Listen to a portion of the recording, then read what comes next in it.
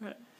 So now that we know why you got into poetry, maybe we should ask your opinion. What is poetry and why is it important? That is a big question. I was teaching a class last night where we talked about a book called Apart by Catherine Taylor. This book, very interesting book, and it's it's largely a book in prose, but that in many ways kind of harnesses the energy of poetry in order to, in her own words, kind of keep it honest.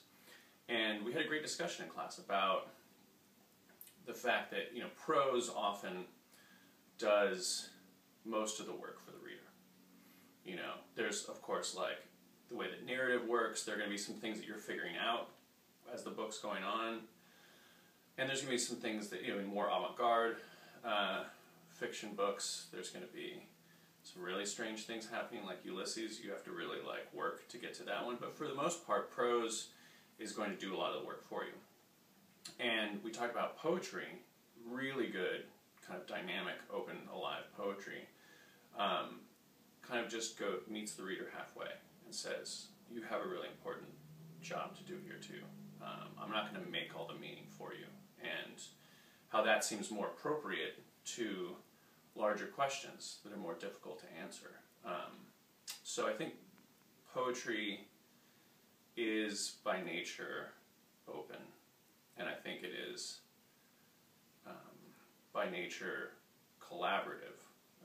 The reader has a lot of work to do, and of course that alienates a lot of people. A lot of people don't come to literature wanting to do a lot of work.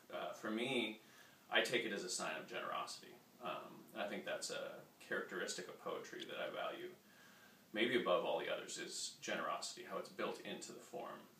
You're generous with your readers. Also, if you're a poet, you have these little gifts you can give all the time. I love being able